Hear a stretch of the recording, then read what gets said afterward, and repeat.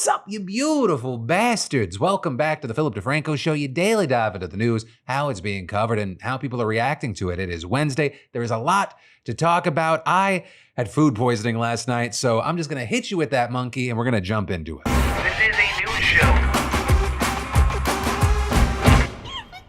Fuck you, Kanye. That is what a bunch of celebrities said in a viral video, but the thing is, they didn't actually say it, because the video in question was actually made with AI. It making the rounds on Instagram, showing a slew of stars wearing shirts that give a middle finger to Kanye and having the Star of David in the middle. Or with this appearing to be an obvious attempt to push back to the anti-Semitism he's been spewing lately. And in it, you see the likes of Scarlett Johansson, Drake, Mila Kunis, Ben Stiller, and more appearing before the video closes with Adam Sandler flipping off the camera. And with the video getting shared all over the place, you had some arguing that it was actually a good use of AI since it was condemning hate. But this, as there was no shortage of others, immediately rubbed the wrong way by it, writing things like, it doesn't matter if every single person in this AI sludge would have agreed to be in something like this. They're not in it. Someone could just as easily use this to make the same video of them wearing Kanye's shirt. That's why this shit needs to go. And others saying, fuck Kanye West, but fuck abusing AI too. Right? It wasn't just people on Twitter chiming in. You even had Scarlett Johansson, who was featured in the clip, giving a statement to People magazine saying, I am a Jewish woman who has no tolerance for anti-Semitism or hate speech of any kind. But I also firmly believe that the potential for hate speech multiplied by AI is a far greater threat than any one person who takes accountability for it, and saying we must call out the misuse of AI no matter its messaging or we risk losing a hold on reality. With Johansson also noting that she herself has been a victim of AI and arguing it is now a 1,000-foot wave coming for everyone and our leaders need to do more to protect us. And adding it is terrifying that the US government is paralyzed when it comes to passing legislation that protects all of its citizens against the imminent dangers of AI. And saying I urge the US government to make the passing of legislation limiting AI use a top priority. It is a bipartisan issue that enormously affects the immediate future of humanity at large. Right? And with that, it's not too surprising out of all the people that were depicted here that Scarlett was the one to speak out. I mean, as far back as 2018, she began speaking out against deepfake, non-consensual pornography. She also more recently took legal action in 2023 against an AI app that used her likeness in advertising. And last year, she slammed OpenAI for using a voice that sounded incredibly similar to hers after she denied their request to lend her voice to the program. But then also, separate from that issue, there is the Kanye of it all. Because since we last talked about his Super Bowl commercial and him selling swastika merch, he's faced some real backlash for his actions. We've since seen Shopify pulling his site down, with the platform telling NBC News, all merchants are responsible for following the rules of our platform. This merchant did not engage in authentic commerce practices and violated our terms, so we removed them from Shopify. Kanye's agent also dropped him this week, writing that this was specifically in response to his hateful remarks. We even saw a Jewish ex-employee filing a lawsuit against him, claiming he was abusive and called himself a Nazi. With that staffer also saying that at one point she suggested that he issue a statement condemning Nazism after people criticized his album artwork for using fonts and imagery appropriated by Nazis. But there, you have the suit claiming that Kanye responded to that by saying, I am a Nazi. With the suit also claiming that back in June, he complained about how much money several Jewish employees were making and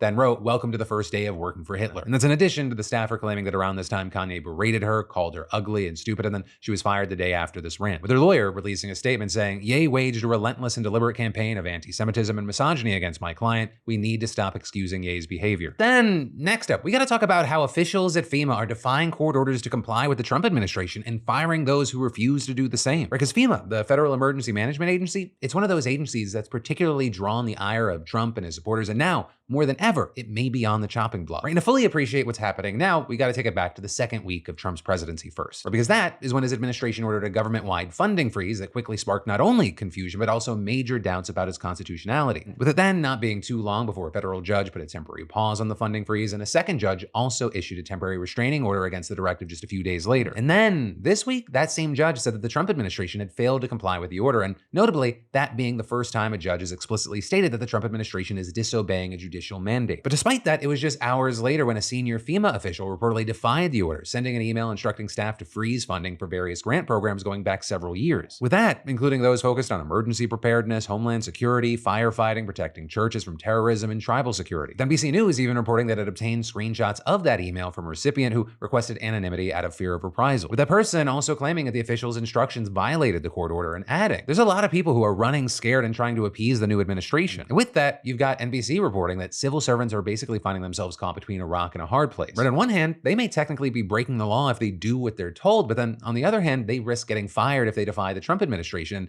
That's not a hypothetical. Or with FEMA specifically, 4 employees were just terminated for dispersing federal funds to house migrants in New York City hotels. And those firings, notably, were just the latest in a chain of events set off by none other than Elon Musk. Or with Musk on Monday posting on X that the Doge team had discovered that FEMA had sent $59 million last week to luxury hotels in New York City to house unauthorized immigrants, and claiming that, quote, sending this money violated the law and is in gross insubordination to the president's executive order, and adding that money is meant for American disaster relief and instead is being spent on high-end hotels for illegals. So with that, like so many of the things that we've talked about over the last 3 weeks, at the very least, it's not that simple. Right? One, while it may have been in defiance of the Trump administration, as we discussed, the Trump administration may actually be the one in defiance of the law. And two, the money, it wasn't meant for disaster relief, and according to city officials, it certainly wasn't being spent on high-end hotels. Like for example, the average cost for a hotel room in New York City, average cost, has recently exceeded $400 per night. But the average cost of a night stay for migrant families sheltered by this program, it's around $156. And probably more important with that, as far as this program, Musk seemed to be referring to payments made by the Shelter and Services Program, with that program notably being created by Congress back in 2023 to issue grants to groups and localities providing shelter and other services to migrants released by DHS custody after crossing the border. Also, the money for this program, it's actually been allocated to Customs and Border Protection, but because CBP doesn't have its own system for administering grant programs, the payments issued by the program were administered by FEMA. But still, this money is separate from the billions of dollars the agency spends on disaster relief. But despite all that, just 2 hours after Musk's post, FEMA's acting director announced that the payments in question had been suspended and said that the personnel would be held accountable. With then, less than a day later, a spokesperson for DHS, which oversees FEMA, announcing that the 4 employees, including the agency's chief financial officer, had been terminated for, quote, circumventing leadership to unilaterally make egregious payments for luxury New York City hotels for migrants, and saying, under President Trump and Secretary Noem's leadership, DHS will not sit idly and allow deep state activists to undermine the will and safety of the American people. And with that, some former senior officials at FEMA reportedly expressed concern, saying that the employees had been fired simply for doing their jobs by distributing federal funds as directed by Congress. But in any case, right, all of this, it's just one part of the battle over FEMA. Because as we've talked about, FEMA appears to have been a major target of dis and misinformation from Trump, Elon Musk, and their supporters ever since Hurricane Helene. And in the first week of his presidency, Trump talked about shutting down FEMA and then signed an executive order establishing a body to investigate the agency, which he accused of political bias, denying aid to his supporters, and spending billions to welcome unauthorized migrants. And then, less than 2 weeks later, DOJ reportedly gained access to FEMA's internal systems and began reviewing the grant programs that it uses to help communities prepare for and respond to disasters. With officials saying that a small team without security clearance accessed the agency's network containing the private and sensitive information of tens of thousands of disaster victims. With then, this weekend, the new Homeland Security Secretary Kristi Noem also talking about getting rid of FEMA, quote, the way it exists today. Finally, just yesterday, you had Trump taking to social media to say, the Biden-run FEMA has been a disaster. FEMA should be terminated. It has been slow and totally ineffective. Though, of course, with that, you have experts saying that Trump does not have the authority to terminate FEMA, saying that would require congressional action. But all of this, as we've talked about over the past 3 weeks, as Trump has been testing his power. We're seeing what he can do, understanding that there will be legal challenges, with many likely to go to the Supreme Court. But also with that, right, there's a lot of concern right now about what that could mean for disaster preparedness across the country. And again, as we've talked about with several different topics, that does not mean that FEMA cannot be improved upon and there shouldn't be criticism. For example, a guy who briefly served as FEMA administrator during Trump's first term, he claims there's actually a widespread agreement that the agency needs reform, but also said that its preparedness and disaster response functions are in high demand and well executed. With him also telling Axios, we need a national effort to reform FEMA. I don't think anyone is arguing with the president on that, even people at FEMA. But the disassembly, the abolishment of FEMA is not in the national interest. But then, shifting gears, Trump just had his first confirmed conversation with Vladimir Putin since taking office last month, and he said that they agreed to negotiations to end the war in Ukraine. Or with Trump breaking the news on Truth Social and saying that the phone call was lengthy and highly productive, and noting that they discussed Ukraine, the Middle East, energy, AI, and more, and then added, we each talked about the strengths of our respective nations and the great benefit that we will someday have in working together. But first, as we both agreed, we want to stop the millions of deaths taking place in the war with Russia and Ukraine. With them adding, President Putin even used my very strong campaign motto of common sense, with him going on to claim that they've agreed to have their respective teams start negotiations immediately and that he plans on calling Ukraine's President Zelensky to inform him of their conversation. With him then thanking Putin for his time and effort with respect to this call, as well as yesterday's release of Mark Fogel, who's an American school teacher who was detained in Russia. With him then finally closing the statement by saying, I believe this effort will lead to a successful conclusion, hopefully soon. And as far as other details about the conversation, a Kremlin spokesperson told reporters that it lasted nearly an hour and a half and that they agreed to hold a personal meeting with Putin inviting Trump to Moscow. And while Trump didn't say whether or not he and Putin discussed Fogel on the call, many outlets did note that their conversation did follow a major prisoner swap. In exchange for Fogel's release, the U.S. freed a Russian national being held in the States for money laundering. And yesterday, we had Trump suggesting that Fogel's release could be the start towards building relations that would allow for the war to end. With many outlets also noting this comes as Defense Secretary Pete Hegseth recently said that a return to Ukraine pre-war borders is unrealistic. While Trump's post about the call notably did not specify where Zelensky fits into the negotiations,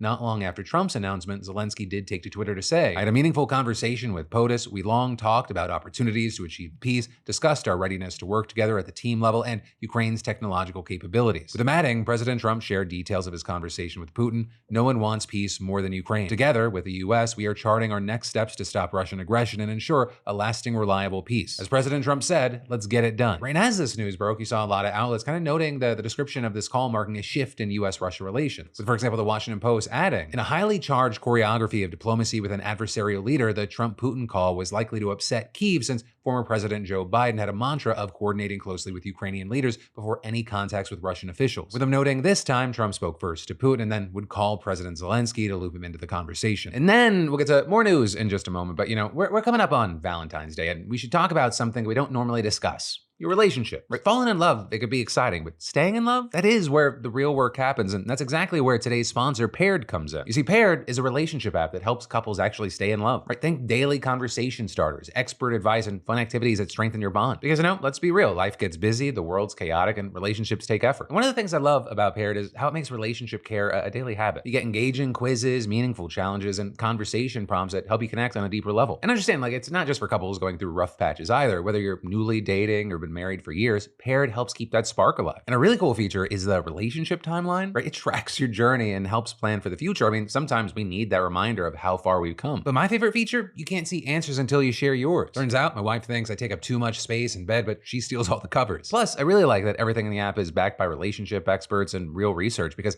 at its core, great relationships are built on great communication. So if you're ready to strengthen your relationship, click the link below or scan the QR code and use code DeFranco to try Paired Premium and unlock all their best features. Trust me, your relationship will thank you. But then shifting gears to different news, I want to deep dive on something. What happens when someone has been sentenced to death in a state that doesn't carry out executions? Right? Because according to a recent Washington Post analysis, more than half of the 2,100 inmates in the US sentenced to death are in jurisdictions where executions are on hold in one way or another. But this is also in many of those places, executions could resume at any time, whether by official decree or maybe a ruling getting overturned, for example. So you've got hundreds of inmates and the loved ones of countless victims just left in this limbo state while the debate surrounding the death penalty just drags on, waiting for an execution that may never happen. And a perfect example of this is John Lesko. Back in 1979 and early 1980, John Lesko and Mike Travaglia, they committed a string of violent robberies and they killed 4 people, with their 4th and final victim being Leonard Miller, a 21-year-old police officer in Apollo, Pennsylvania, who they shot and killed on January 3rd, 1980. But then later that day, the police storming the hotel room where Lesko and Travaglia were staying and they arrested them, and they were then sentenced to death for Miller's murder in 1982. And so off to death row they went, but they didn't go quietly, right? They spent decades filing appeals and they even got a new sentencing that ended with the same result. But before they could be killed in 2015, Pennsylvania's governor placed a moratorium on executions. So what we ended up seeing is in 2017, Travaglia, he died of natural causes, and Lesko, he's still waiting for an execution to this day. But it also just isn't Lesko waiting here, right? People back in Apollo who loved Miller, they've also been waiting for decades. And in some cases, the wait's been so long that they've actually changed their minds about his sentence. Like with William Kerr, for example, who was mayor of Apollo at the time when Miller was killed, and Robin Davis, who was an officer in Apollo and later served as the local police chief. Though I will say that is not the case for everyone, right? Some are still waiting for Lesko to be put to death. Like with James Clausen, for example, who went to the police academy with Miller and was a pallbearer at his funeral, with him telling the Post, "We know who is guilty, carry it out." But with all that said, a key thing here is that we're not talking about all this because it's limited to Lesko. Right? It is much bigger. In fact, the Washington Post looked at every single person sentenced to death in the US, and they found that nearly 80% of them, we're talking 1,681 people, they're being held in 8 states. And 5 of those 8 states, they're not currently carrying out the death penalty. Like California and obviously Pennsylvania, they have moratoriums on executions, but they have more than 700 death row inmates combined. And in Arizona, executions were paused in 2023 after the governor ordered a review of the state's procedures. But in Ohio, they stopped them doing out of necessity, right? They reportedly don't have the drugs for lethal injections. And the governor said early last year that it is unlikely that they'll perform any executions during the remainder of his term. And then finally, in North Carolina, which has 136 people on death row, they got blocked by the courts from executing anyone, and they haven't actually put anyone to death since 2006. And all of this as since 2007, many states have outright abolished or abandoned the death penalty, with officials citing a whole slew of concerns. With this, including among other things, a number of wrongful convictions, not to mention the racial bias, with the Post analysis, for example, finding that while just 14% of the US population is black, 40% of those who are on death row are black. And this is the death penalty in general has become much less popular. In fact, according to a Gallup poll, support for capital punishment dropped from 80% in the 90s to 53% in 2023. And so all of that has led to new death sentences becoming far less common. In fact, the Post finding that nearly half of all the people on death row today were put there before 2000. Right? But with all that said, right, there is still a big question that needs to be addressed in these places that have put executions on hold. Like,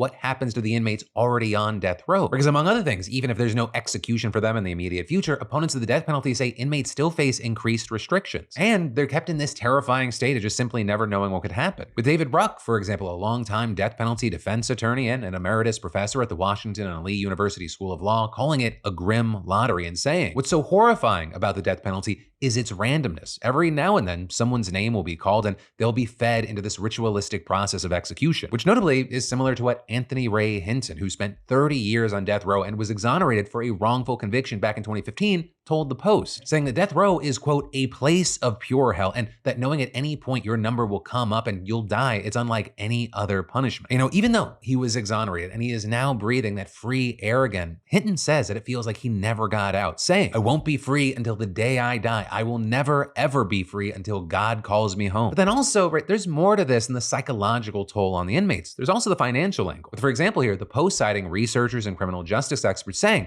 that it requires more resources to house people on dedicated death rows, because they require more security, more staffing, and solitary cells. And with that, a 2008 study from California's Commission on the Fair Administration of Justice found that in California at the time, it cost an additional $90,000 to house someone on death row compared to a max security prison. And that, as death penalty opponents have said, that even seeking the death penalty in the first place, that is more expensive. With studies in Washington State and Maryland finding that it costs more than an extra $1 million to seek a death sentence compared to life in prison. With Peter Collins, for example, a criminal justice professor at Seattle University, saying that capital punishment cases, they require multiple attorneys, in-depth investigations, and expert witnesses. And adding, the state's contemplating taking someone's life, and there's no reversing that. That's why it costs more. It's more expensive because it has to be. Now, with all this, some places have responded to these problems by commuting sentences, meaning, officials change the sentence given by the court to a lesser one. So in 2022, the governor of Oregon commuted the sentences of all 17 people on their death row. And more recently, we saw Biden commuting the sentences of 37 people on federal death row, giving them life in prison without parole instead, which definitely a big deal considering that Trump has positioned himself as an avid supporter of the death penalty, with him even restarting federal executions in his first term, carrying out more than a dozen. And while when Biden came into office, federal executions were paused, Trump take two,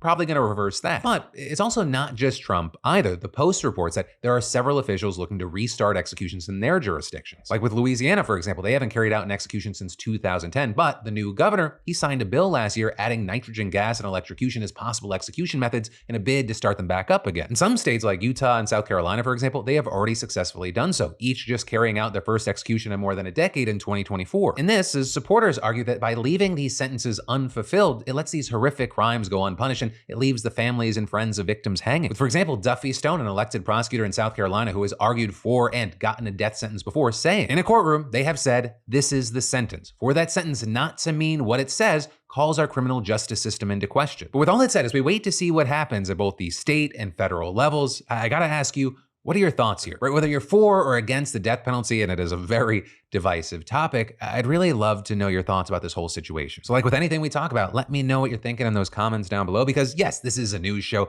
but it's also a conversation. But then from that, switch into some business and tech news. The tech giant NVIDIA has now found itself in another controversy over the past few days, as reports have come out that its brand new graphics cards were causing fires. And there's been rumors ever since the RTX 5090s came out that they burnt up their connector cables, but it wasn't until this weekend that credible proof came forward. With people saying that a post by Reddit user Ivan6953 showed the cable he was using was just completely melted, meaning he effectively burned up $2,000. And that, is assuming he got it at MSRP, considering these cards are almost impossible to get and scalpers sell them for double. With it also appearing that the burning affected both sides of the cable, meaning that the computer's power supply was also damaged. And so considering this is a high-end PC, that would be another few $100 down the drain. In the post, he claimed that he was playing Battlefield and noticed a burning smell before shutting off his PC. Now, following that, more reports started coming out, but things really kicked into high gear after YouTuber DeBauer, who's very well known in the custom PC space and even has his own products, got a hold of Ivan's cable and card, with him instantly wanting to put a few things to rest, such as claims that this was caused by user error by highlighting Ivan's longtime experience in the custom PC space. We talked for almost 3 hours. He knows a lot. He knows the overclocking scene, knows core enthusiasts that I know personally as well. DeBauer also made it clear that the third-party cable that the card used was high quality, so it shouldn't have reached nearly 200 degrees Celsius when plugged in, which I will say is insanely hot. Even for PC stuff, which often deals with high temperatures, temperatures. And that appears to be backed up by Ivan saying that he used the same cable on his last graphics card, which used the same connector. Right? And so if it's not user error or cables causing these meltdowns, what is it? And well, the current leading theory from DeBauer and others is that NVIDIA cut it too close with their power requirements. Right? The 5090 draws something like 575 watts of power, and the 12-pin connector that NVIDIA uses is just certified for 600 watts of power, so there's like 4% headroom. Although, theoretically, the cable can go as high as 660 watts, which is still just 15%. And considering similar issues happened with the last generation card, which had 46% headroom, many feel that NVIDIA should have known that this was likely to happen. Right? In that situation, not plugging the cable in all the way, it could cause fire, so there's been backlash about this cable for at least 2 years now. And so with this, there are now questions about why the company is so adamant about using the 12-pin connector instead of alternatives like multiple 8-pin connectors. Right? That way, power can be more evenly distributed across the cables rather than potentially surging and causing damage. Well, there, the leading theory is that it just makes it easier to fit everything onto the product as a bunch of 8-pin connectors take a ton of space up. Now, obviously, with this, you have consumers angry and frustrated that such an expensive product would have issues like this. But it also notably comes after NVIDIA had a major stock crash after DeepSeek AI was revealed to have been super efficient without the use of high-end NVIDIA cards, which is really key because they are ubiquitous in Western AI systems. Now, I will say, since then, the stock has recovered, but there are some real worries that this news would cause another crash. So there, it might seem like those concerns might be premature. Right in that, because in pre-market trading, the stock was down nearly 2%. But since then, it appears that things have stabilized and the stock is just down about 1%. Granted, it's NVIDIA, so 1% is huge, but it's still 1%. But of course, everything's developing in real time, and so we'll have to wait to see how this pans out. And then we'll get to more news in just a moment, but do you know how closely your metabolism and your health go hand in hand? Well, the best way I can describe it is that your metabolism's like your body's engine, converting the food that you eat into energy. And today's sponsor, Lumen, is the tool to help with this. Right? Lumen is the world's first handheld metabolic coach. It's a device that measures your metabolism through your breath. The app analyzes whether your body's burning fat or carbs and then provides personalized recommendations to optimize your nutrition, exercise, sleep, and stress levels. You just breathe into it first thing in the morning and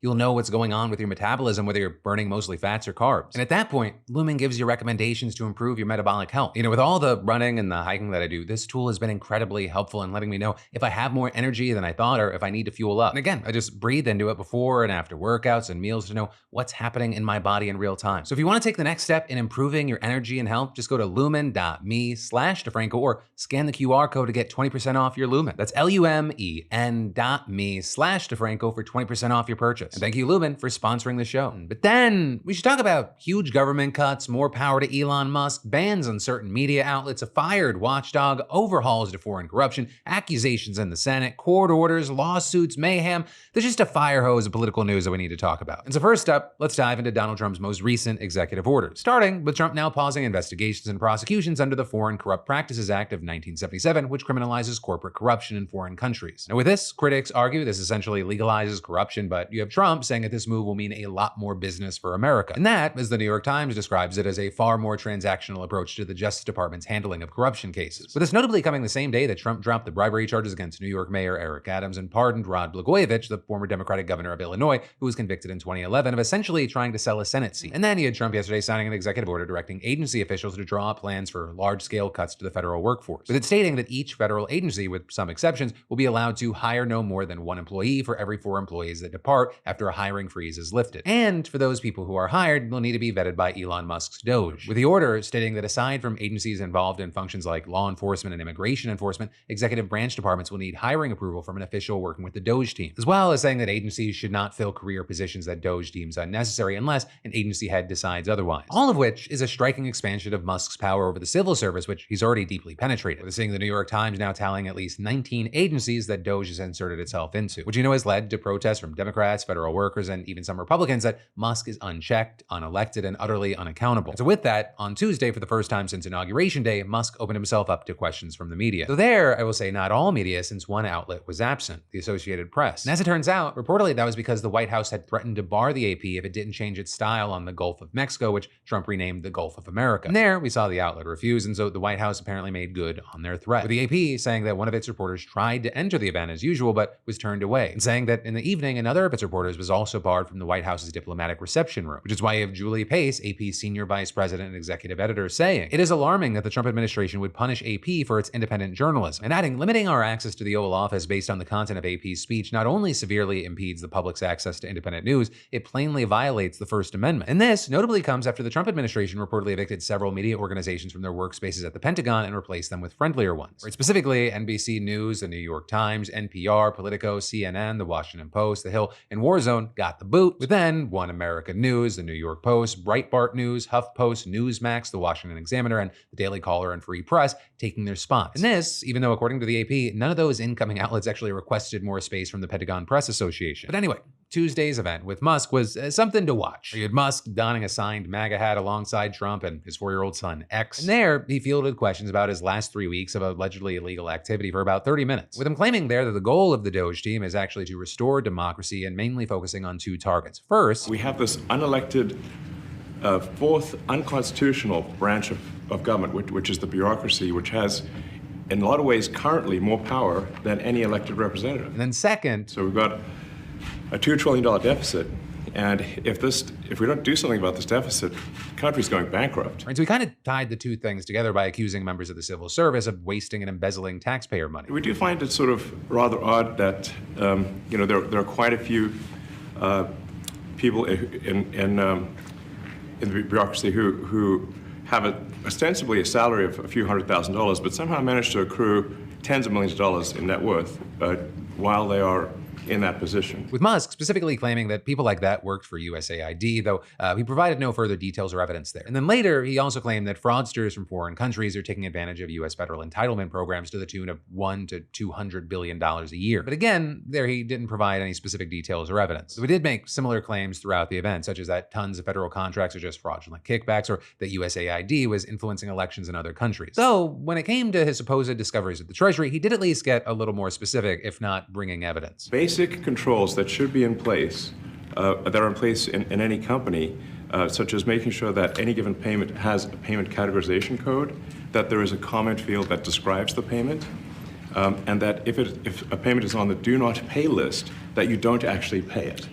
None of those things are true currently. With Musk then claiming, again without evidence there, that blank checks are flying out the door to terrorist organizations, known fraudsters, and other sources of waste that don't match any congressional appropriation. Then next up, you had him going after Social Security, saying the Doge had found 150-year-old presumably dead enrollees and payments with no identifying information, though here some context is important, because undeniably, Social Security fraud, it does exist, but whether or not someone considers it widespread and extraordinary, a lot of the time it comes down to opinion or point of view. What I mean by that is, you had an Inspector General's report last year finding that from 2015 to 2022, the agency had issued $71.8 billion in improper payments. You know, is why you have some saying that's an absolutely massive amount of money, but then people on the other hand going, it is, but it's only about 0.84% of the $8.4 trillion paid out in benefits over that time. And so that in part touches on why you're gonna see people having different opinions and takes, even though they are kind of coming from the same understanding. But then, after all that, Musk opened the floor to questions, and a reporter asked him about the criticism that he's orchestrating a hostile takeover of the federal government. And there, we saw him respond by citing the November election and saying, you couldn't ask for a stronger mandate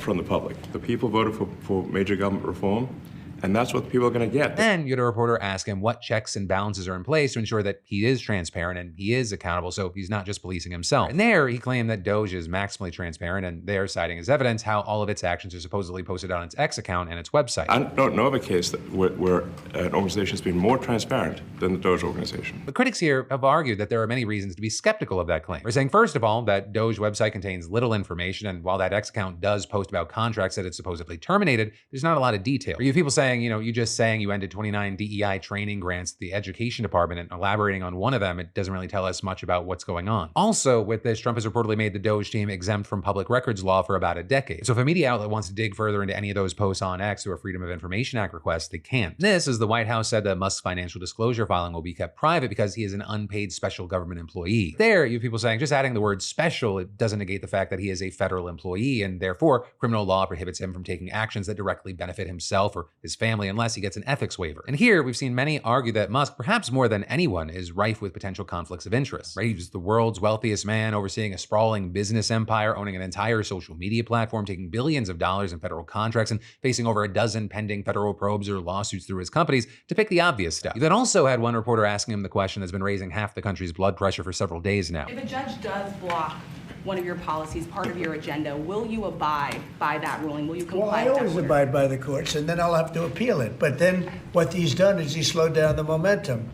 and it gives crooked people more time to cover up the books. Right, so for some, that's going to be reassuring. For others, they'll believe it when they see it. But in the meantime, right, Trump revealed two of Doge team's next targets, that being the Department of Education and Defense. Already, we've seen them announce over $900 million in cuts to education, primarily targeting the Institute of Education Sciences, with them reportedly terminating education, innovation, and research grants, as well as review projects tied to What Works Clearinghouse, which produces and curates research on best practices in education. And with that, if you just read the Doge team's post, you'll get the impression these were just wasteful expenses and DEI programs. There, you had the American Institutes for Research saying that it lost several major grants, including a large-scale effort to gather and analyze data on how American students compare to other countries, as well as things like a data report on school safety in an effort to understand what sorts of supports are most effective for disabled youth. We're gonna have to watch out for any lawsuits there because, we've seen pretty much everything that Trump's done get challenged in court. And actually on that front, we've seen an array of new lawsuits pop up during the past couple of days, with these including one by a group of NGOs, contractors, and small businesses that rely on federal aid seeking to overturn the White House's foreign aid freeze, right, with them arguing that the Trump administration violated the separation of powers by withholding funds appropriated by Congress, saying these programs cannot simply be restarted on command. USAID's partners are hemorrhaging resources and employees, and this notably comes on the heels of another lawsuit by USAID unions against the agency's attempt to put thousands of them on administrative leave. Also, speaking of which, Trump reportedly fired the USAID Inspector General yesterday. That coming one day after the IG's office released a scathing report assessing the impact of Trump's recent changes. This almost 3 weeks after Trump fired 17 other inspectors general, which is a move that was condemned by many as illegal because he didn't notify Congress 30 days in advance. And then we've got another lawsuit for more than 24 Christian and Jewish groups targeting Trump's policy giving federal immigration agents more leeway to make arrests at houses of worship, with the plaintiffs there arguing that the move has spread fear of ICE raids causing attendance to go down and infringing on their religious liberty to minister to migrants. So with all that, I'll say while Trump is having trouble in the courts, he is finding more success in the Senate. And that, in part, because today lawmakers voted 52-48 to confirm Tulsi Gabbard as the Director of National Intelligence, with Senator Mitch McConnell being the lone Republican who joined Democrats in voting against her. With him writing in a statement, the nation should not have to worry that the intelligence assessments the president receives are tainted by a Director of National Intelligence with a history of alarming lapses in judgment. And reportedly, some members were previously on the fence for a number of reasons, but after confirmation hearings and meetings with individual lawmakers, apparently she was able to calm their concerns enough to win over their votes. But with that said, Gabbard is now set to oversee the entire American intelligence apparatus. Also, notably, more confirmations are coming in, with the Senate now voting 53-47 to advance the nomination of RFK Jr. as health secretary. And this time, Mitch McConnell voted in favor, though we'll see if he does the same during his confirmation vote, which will probably come Thursday. Though really, it doesn't appear that it's going to make a difference in actually getting confirmed or not. But then finally, the last big confirmation that we're waiting on is Kash Patel, Trump's nominee for the FBI. Though here, I'll say his name's in the news for a different reason, with Dick Durbin, the top Democrat on the Senate Judiciary Committee, accusing Patel of secretly orchestrating a purge of career FBI officials before he's even been made director. Because according to Durbin, who outlined this in a letter to the Justice Department's Inspector General, highly credible information from multiple sources revealed this alleged misconduct. And he claims that if the allegations are true, then the acting number 2 at the DOJ, Emil Bove, fired career civil servants solely at the behest of a private citizen. And that furthermore, Patel, quote, may have perjured himself at his confirmation hearing. Right in that, because during his live testimony and in written answers afterwards, Patel said he was not aware of any Trump administration plans to fire FBI officials. And so you had Durbin concluding, if this man is so fast and loose with the truth before our committee now, imagine what he will do if given the protection of office, saying we need to pause in this consideration. But for now, we'll have to wait to see what comes from that, as well as so much of what I've tried to consolidate for you. But then let's end today with a congratulations, and let's talk about yesterday. Starting with a congratulations to Kevin S., SeatGeek's latest weekly winner, who scored $500 in tickets. Kevin making the smart move and using it towards a birthday gift for his wife. And for the rest of y'all, that's right, SeatGeek is still giving away $500 in tickets, and you should definitely enter today if you haven't already. Imagine being the next winner and snagging $500 towards seeing your favorite artist, sporting event, or play.